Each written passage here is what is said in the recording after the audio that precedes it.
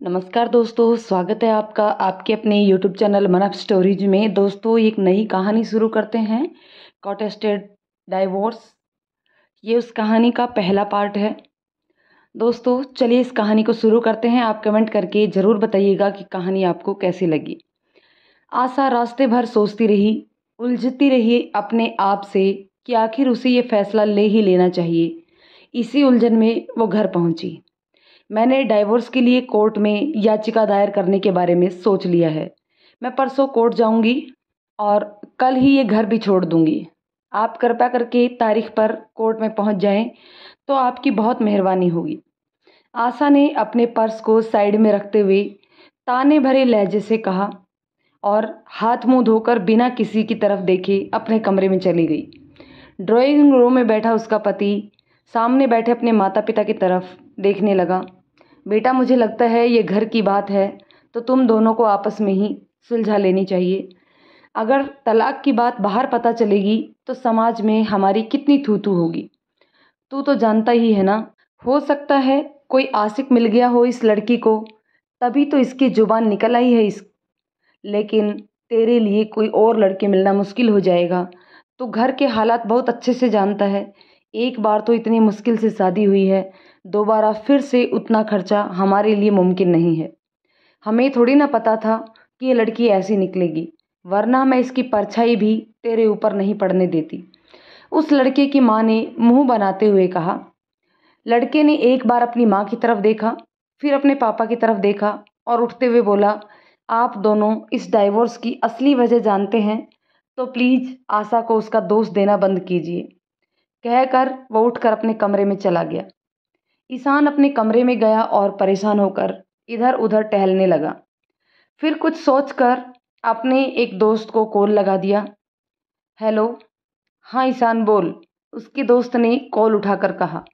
मुझे तुमसे कुछ ज़रूरी बातें डिस्कस करनी है। अगर कल फ्री है तो मुझे मैसेज कर देना, मैं तुम्हारे घर आ जाऊंगा। वो क्या है ना, मुझे डाइवोर्स के बारे में बातें करनी है। एक तरफा डाइवोर्स और दोनों की रजामंदी से होने वाले डाइवोर्स के बारे में। ईशान ने बिना किसी औपचारिकता के सीधे अपनी काम की बात कह दी। उसके दोस्त ने हैरानी से कहा, क्या मतलब भाभी जी सच में तुमसे डाइवोर्स लेना चाहती है? डाइवोर्स लेना ही नहीं चाहती, बल्कि उसने कोर्ट में एक तरफा डाइवोर्स के लिए याचिका देने का सोच भी लिया है। परसों वो याचिका दायर कर देगी। ईशान ने माथे पर आए पसीनों की बूंदों को साफ करते हुए कहा। उसके दोस्त ने दुखी स्वर में कहा, ओ नो यार, ऐसे कैसे आशा भाभी इतना बड़ा फैसला इतनी जल्दबाजी में ले सकती है? मुझे तो इसका पहले से ही अंदेशा था, इसीलिए मैंने तुझे कहा था ईशान, लेकिन तूने मुझे हमेशा इग्नोर किया। अगर तू बहुत खुश अब तो तू बहुत खुश होगा ना। बाय। मुझे फ़ोन मत करना, मैं कल खुद तेरे घर आ जाऊंगा। कहकर उसने गुस्से में फ़ोन काट दिया। ईशान उसके व्यवहार से इतना दुखी नहीं था, क्योंकि उसने जो किया उसके आगे तो ये कुछ भी नहीं था। उसे तो बहुत बड़ी सज़ा मिलनी चाहिए थी अपने कर्मों की। ईशान खुद के भूत और आशा के बारे में सोचने लगा और सोचते हुए उसकी आंखों में हल्की सी नमी आ गई। वही आशा भी अपने कमरे में बेड पर बैठी थी और उसके चेहरे पर भी उदासी छाई हुई थी। दोनों पिछले कुछ महीनों से अलग अलग कमरे में ही रह रहे थे। आशा ने एक बार उस कमरे को अच्छे से देखा, फिर बाथरूम में चली गई हाथ मुंह धोने। फ्रेश होकर वापस बेड पर बैठ गई। उसे भूख नहीं थी तो वो खाना खाने नहीं गई। अब तो अक्सर कई दिनों से वह परिवार के साथ खाना नहीं खाती, या तो बाहर खाकर आ जाती या फिर बाहर से पैक करवा कर ले आया करती और अपने कमरे में ही खा लेती थी। परंतु आज तो ना तो वो पैक करा कर लाई थी और ना ही खाकर आई थी। बस आज तो उसके खाने का मन ही नहीं था। बैठे बैठे मन ही मन कल के लिए प्लान करने लगी, सुबह से लेकर शाम तक उसे कैसे कैसे क्या क्या करना है। फिर उसने ऊपर से अपने बैग उतारे और अलमारी से कपड़े निकाल कर उसमें भरने लगी। उसे सुबह जल्दी ही घर से रेलवे स्टेशन के लिए निकलना था, तो उसने सोचा अभी सारी पैकिंग कर लेती हूँ, क्योंकि पिछले कुछ दिनों से तो वो काफ़ी व्यस्त थी, तो उसे घर पर रहने का टाइम ही नहीं मिल रहा था। आशा खुद में ही खोई हुई कपड़े रख रही थी कि किसी ने उसका दरवाज़ा खटखटाया। आशा के हाथ रुक गए। उसने जाकर दरवाज़ा खोला तो सामने ईशान खड़ा था। आशा, मैं चाहता हूँ तुम अभी डिवोर्स की याचिका दायर ना करो। हम दोनों रजामंदी से डाइवोर्स के लिए अप्लाई कर देंगे। इससे डाइवोर्स आसानी से और कम समय में हो जाएगा और हमें कोर्ट के चक्कर भी नहीं काटने पड़ेंगे। ईशान ने एक ही सांस में अपनी बात कह डाली। आशा के होठों पर एक फीकी सी मुस्कान आ गई।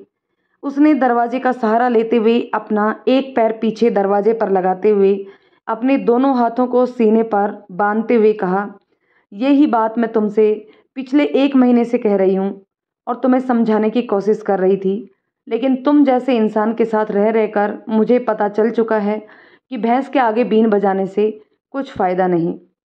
इसलिए मजबूरन मुझे अपनी सहूलियत के अनुसार फैसला लेना पड़ा। खैर, मेरे पास ज़्यादा टाइम नहीं है, मुझे पैकिंग भी करनी है। कल सुबह जल्दी ही निकलना है मुझे स्टेशन के लिए। ईशान कुछ पल के लिए तो चुप रहा, फिर गहरी सांस भरकर बोला, आशा, मैं अपने वकील दोस्त से बात कर ली है, वो कल घर आ रहा है, तुम प्लीज़ तब तक रुक जाओ। उससे बात करने के बाद तुम्हें जो अच्छा लगे तुम कर लेना, मैं नहीं रोकूंगा। मैं जानता हूँ तुम डाइवोर्स के बारे में खूब ज़्यादा जानती हो, फिर भी कह रहा हूँ हम दोनों मिलकर शांति से इस मामले को सुलझा सकते हैं और जो तुम चाहती हो वही हो सकता है, लेकिन तुम इस मैटर को इतना लाउड मत करो। मम्मी को इससे बहुत दिक्कत हो रही है। हाँ, मैं ये भी जानता हूँ गलती मेरी ही है, लेकिन तुम तो समझदार हो ना, तो प्लीज़ आखिरी बार अपने धैर्य और समझदारी से इस मामले को सुलझा लो। आशा ने एक बार ईशान के चेहरे की तरफ देखा, फिर बोली, ओके, और दरवाज़ा बंद कर दिया। ईशान वहीं खड़ा बंद दरवाजे को देखता रहा। अपने मुंह पर दरवाज़ा बंद होता देखा तो उसे अच्छा नहीं लगा, लेकिन वो कुछ कर भी नहीं सकता था। वो पहले ही इतना कुछ कर चुका था। वो अपने कमरे में आ गया और अपने आने वाले कल के बारे में सोच रहा था। मैंने कहा था, इतनी पढ़ी लिखी लड़की कभी भी हमारे घर में नहीं निभा पाएगी। ईशान की माँ अपने पति पर गरज रही थी। अगर एक बार अपने लाडले की तरफ भी देख लो तो तुम्हारी आंखें जरूर खुल जाएंगी। लोग सही कहते हैं कि एक औरत ही दूसरी औरत की दुश्मन होती है। तुम्हारा बेटा तो इतनी अच्छी पढ़ी लिखी लड़की के लायक भी नहीं था। वो तो आशा इतनी सीधी और सरल थी जो इस नालायक से शादी कर ली उसने। ईशान के पापा ने गुस्से में कहा। ईशान की माँ ने मुंह बनाते हुए कहा, इतनी ही सीधी होती तो आज ये नौबत नहीं आती घर में। आप तो हमेशा उसकी तरफदारी करते रहते हैं। पता नहीं कौन सी घड़ी वो हमारे बेटे की ज़िंदगी में आई थी। जब से आई है तब से एक पल भी चैन से जीने नहीं दिया है। सारा सुख चैन खा गई है इस घर का। सरोज जी की बात सुनकर ईशान के पापा का गुस्सा और बढ़ चुका था। उन्होंने दांत पीसते हुए कहा, तुम्हें उस बच्ची से क्या दिक्कत है आखिर? शायद तुम पुराने दिन भूल चुकी हो। तुम उसी के लायक थी। भलाई का जमाना ही कहाँ रह गया है। आजकल तुम भी अच्छे से जानती हो, आज नहीं तो कल ये डाइवोर्स तो होना ही था, फिर चाहे यहाँ आशा हो या कोई और साधारण लड़की। कहकर वो गुस्से में कमरे से बाहर निकल गई और सरोज जी आड़े टेढ़े मुंह बनाकर उनको जाते हुए देख रही थी और मन ही मन आशा को कोस रही थी। आशा अपने कमरे में टहल रही थी और आने वाले कल को लेकर चिंतित थी। उसने अपने बैग से कपड़े निकाले और वापस अलमारी में लगा दिए। क्योंकि आशा शुरू से ही काफ़ी सुलझी हुई और समझदार लड़की थी, लेकिन कभी कभी कुछ चीज़ें ऐसी होती हैं जो समझदारी और धैर्य से भी नहीं सुलझती। बस कुछ ऐसा ही था ये मामला भी, वरना आशा जैसी लड़की डाइवोर्स जैसा इतना बड़ा फैसला यूं ही नहीं ले लेती। उसका मन भी अंदर ही अंदर बहुत उदास था, लेकिन वो मजबूर थी अपने हालातों के आगे। वो उनके अलावा कुछ कर भी नहीं सकती थी। उसने हर संभव से संभव रास्ता अपना कर देख लिया था अपने इस रिश्ते को बचाने के लिए, लेकिन वो नाकामयाब रही।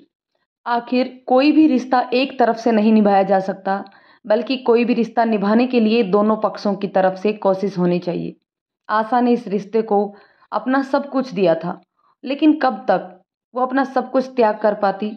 जब पानी सिर से ऊपर गुजर गया तब मजबूरन आशा को ये फैसला लेना ही पड़ा, जबकि वो बहुत ही अच्छे से जानती थी कि डाइवोर्स के बाद ससुराल से तो हर रिश्ता टूट ही जाएगा, बल्कि उसके मायके में भी उसका कोई अपना नहीं होगा। क्योंकि उसके माँ बाप को तो लगता था कि आशा को समझौता कर लेना चाहिए। इतनी छोटी छोटी बातों को हर रिश्ते में होती रहती हैं। इन सब की वजह से हम रिश्ता तो नहीं तोड़ सकते, लेकिन आशा सिर्फ एक हद तक ही सब कुछ सहन कर सकती थी। हद पार होने पर वो किसी के बारे में नहीं सोचती, ना ही समाज के बारे में, ना ही अपने माँ बाप के बारे में।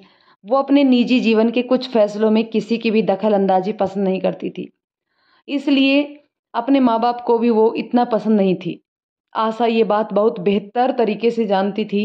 अगर आज उसने ये कदम नहीं उठाया तो वो जिंदगी भर यूं ही घुट घुट कर जीती रहेगी, अपनी ही नज़रों में गिर जाएगी और खुद के लिए कुछ नहीं कर पाएगी। उसे भी बहुत हिम्मत जुटानी पड़ी थी डाइवोर्स का फैसला लेने के लिए। अब चूंकि वो फैसला ले चुकी है और सबको बता भी चुकी है, तो अब पीछे हटने का तो कोई सवाल ही पैदा नहीं होता। आशा अपने अतीत में खोई हुई थी और न जाने कब उसके गाल पर आंसुओं की 2 बूंदें लुढ़क आती हैं। आशा ने उनको पोंछा और बेड पर जाकर लेट गई। बेड पर लेटने के बाद भी उसे नींद नहीं आ रही थी और वो इधर उधर करवटें बदल रही थी। उसके अतीत के पन्ने उसके सामने फड़फड़ा रहे थे, जिसके शोर से वो सो भी नहीं पा रही थी। आशा बेटा, तेरे लिए एक बहुत ही अच्छा रिश्ता देखा है तुम्हारी मौसी जी ने। लड़का देखने में बहुत ही अच्छा है और एक अच्छी प्राइवेट कंपनी में जॉब भी करता है। सैलरी भी अच्छी खासी है और घर में माँ बाप का इकलौता भी है। छोटा सा परिवार है, तुम्हें भी खुश रखेंगे सब लोग। आशा जैसे ही कॉलेज से घर आई तो उसके पापा ने उसके सामने अपने मन की बात रख दी। आशा ने अपने सैंडल उतारते हुए बैग साइड में रखते हुए कहा, पापा आपको जैसा ठीक लगे आप देख लो, मुझे किसी भी तरह की कोई आपत्ति नहीं है, लेकिन मैं चाहती थी कि मैं पढ़ लिख कर अपने पैरों पर खड़ी हो जाऊं, तो आपको दहेज देने की ज़रूरत नहीं पड़ेगी। आशा के पापा ने उसके सिर पर प्यार से हाथ फेरते हुए कहा, बेटा उन लोगों ने दहेज की कोई डिमांड नहीं की है और वो बहुत ही सुलझे हुए और समझदार लोग हैं। लड़का पढ़ा लिखा समझदार है और अच्छा खासा कमा भी लेता है। तुम्हें हमेशा खुश रखेगा और तुम्हारी सारी ज़रूरतें पूरी करेगा। तुम्हें हमेशा खुश रखेगा। अपने पापा की ये लाइन आशा के कानों में बार बार गूंज रही थी, जिसके कारण उसका सर दर्द से फटने लगा था। उसने पास में रखा पानी का गिलास उठाया और एक सांस में सारा पानी पी गई। उसने एक गहरी सांस ली और सोने की उम्मीद में आंखें बंद करके लेट गई। रात को तो सोचते सोचते न जाने कब उसे नींद आई। अगले दिन आशा की आंख खुली तो देखा सुबह के 9 बज चुके थी। उसने तुरंत अपना फ़ोन उठाकर देखा तो ईशान का मैसेज आया हुआ था। आशा ने मैसेज इग्नोर किया और फ़ोन चार्जिंग में लगाकर जल्दी से बाथरूम में घुस गई और आधा घंटे में पूरी तरह से तैयार होकर अपने कमरे से बाहर निकल गई। उसने कमरे से निकलने से पहले ही ईशान का मैसेज देख लिया था, जो कि किसी कैफ़े का एड्रेस था। आशा को भी वहीं पहुंचना था, क्योंकि ईशान अपने दोस्त से वहीं आशा के साथ मिलने वाला था। आशा का आज भी खाना खाने का मन नहीं था, इसलिए वो खाने की टेबल पर नहीं रुकी और सीधे घर से बाहर निकल गई। उसने कैफ़े पहुंचकर ईशान को कॉल किया और बोली, कहाँ हो तुम लोग? मैं कैफ़े पहुंच चुकी हूँ। 1 मिनट तुम कैफ़े के गेट पर ही रुको, मैं तुम्हें लेने आता हूँ। ईशान ने कहा तो आशा ने तुरंत उसकी बात काट कर कहा, नहीं तुम रहने दो, मैं खुद आ जाऊंगी। अब ये सब करने का कोई मतलब नहीं है, कहकर आशा ने फ़ोन रख दिया तो ईशान ने भी फ़ोन अपनी जेब में रख लिया और सामने बैठे अपने दोस्त समर की तरफ हल्की सी स्माइल देकर बोला, वो खुद ही आ रही है। वो खुद तो आएगी ही, कब तक तुम्हारा वेट करेगी? तुम्हारे पास तो वैसे भी कहाँ फुर्सत है। समर ने भी तंज कसा तो ईशान कुछ बोल न सका। आशा ने कैफ़े में आकर चारों तरफ नज़रें घुमाई तो उसे सामने एक टेबल पर ईशान बैठा दिखाई दे गया। समर का मुंह दूसरी तरफ था, लेकिन फिर भी आशा पहचान चुकी थी कि ये समर ही है। वो उसके पास गई और उन्हें ज्वाइन करते हुए बोली, I am sorry for late. कोई बात नहीं भाभी जी, वैसे भी काफ़ी देर तो हो ही चुकी है। अब ये जल्दी पहुँचे या देर से? समर ने हल्की सी मुस्कान के साथ कहा। आशा और ईशान दोनों ही उसकी बात को समझ गए थे, लेकिन दोनों ने ही उस बात को इग्नोर किया और आशा ने बात शुरू करते हुए कहा, कुछ ऑर्डर करूं या फिर सीधा काम की बात करें? उसने एकदम स्ट्रेट फॉरवर्ड तरीके से अपनी बात रखी। नहीं, कुछ खाने का मन नहीं है। ईशान ने मुझे बताया कि आप एक तरफा डाइवोर्स की याचिका दायर करने वाली हैं, तो उसी सिलसिले में बात करनी थी। समर ने सधे हुए शब्दों में कहा, देखो समर, मैं जानती हूँ आप लॉयर हैं और ईशान के दोस्त भी, तो आप हमें बेस्ट ही एडवाइस देंगे, इसलिए मैं और ईशान आपसे यहाँ मिलने आए हैं। आशा ने भी अपने मन की बात कह दी। ईशान ने बहुत हिम्मत करके कहा, समर, हम दोनों अगर अपनी आपसी रजामंदी से डाइवोर्स की याचिका दायर करेंगे तो उसका प्रोसेस, डॉक्यूमेंट्स क्या क्या होंगे, थोड़ा डिटेल से बता दो। समर ने बारी बारी से ईशान और आशा को देखा और बोलना शुरू किया। डाइवोर्स के दो तरीके हैं, एक तो आपसी सहमति से डाइवोर्स और दूसरा एक तरफा अर्जी लगाना या कॉटेस्टेड डाइवोर्स। पहले तरीके में दोनों की रजामंदी यानी कि राजी खुशी के से संबंध खत्म होते हैं, जिसमें वाद विवाद, एक दूसरे पर आरोप प्रत्यारोप जैसी बातें नहीं होती हैं। इस वजह से इस बेहद अहम रिश्ते से निकलना अपेक्षाकृत आसान होता है। आपसी सहमति से तलाक में कुछ खास चीज़ों का ध्यान रखना होता है। पति या पत्नी में से एक अगर आर्थिक तौर पर दूसरे पर निर्भर है तो तलाक के बाद जीवन यापन के लिए सक्षम साथी को दूसरे को गुजारा भत्ता देना होता है। इस भत्ते की कोई सीमा नहीं होती, ये दोनों पक्षों की आपसी समझ और ज़रूरतों पर निर्भर करता है। कोई समस्या होने पर कोर्ट को इसमें दखल देना पड़ता है। आशा ने बीच में ही टोकते हुए कहा, मुझे लगता है भत्ते की ज़रूरत हम दोनों में से ही किसी को नहीं है। ईशान खुद नौकरी करते हैं और मैं भी जल्द ही कोई जॉब ज़रूर ढूंढ लूँगी, तो मुझे भी इसकी कोई ज़रूरत नहीं है। ईशान और समर दोनों ही आशा के जवाब की वजह जानते थे, तो दोनों ने ही कुछ नहीं बोला। समर ने आगे कहा, इसी तरह से अगर शादी से बच्चे हैं तो बच्चों की कस्टडी भी एक अहम मसला है। लेकिन कहते हुए वो रुक गया और उन दोनों की तरफ देखकर बोला, आई एम सॉरी। जैसे ही समर ने बच्चे की बात की तो आशा के आगे अतीत का एक पन्ना फड़फड़ा गया। ईशान माजी रोज़ बच्चे बच्चे की जिद लिए बैठी रहती है। अब तो मुझे भी लगने लगा है कि वो गलत नहीं है। आई थिंक हमें भी बेबी प्लान कर लेना चाहिए। हमारी शादी को भी तो 1 साल हो गया है।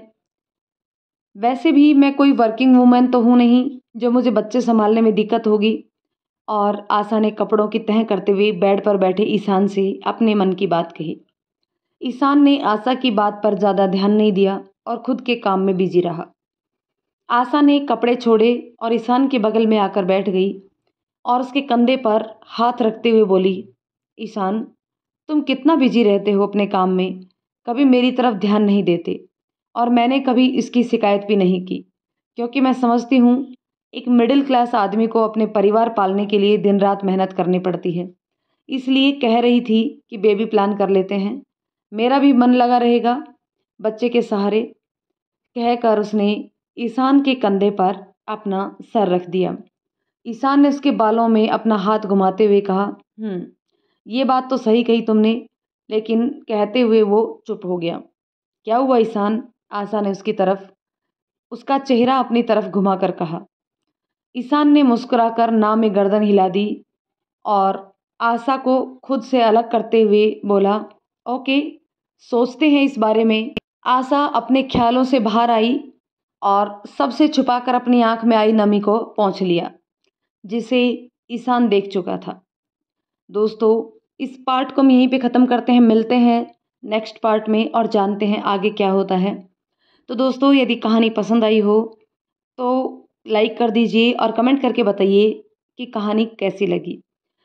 यदि चैनल पर नए हैं तो प्लीज़ चैनल को सब्सक्राइब ज़रूर कर दें। धन्यवाद दोस्तों।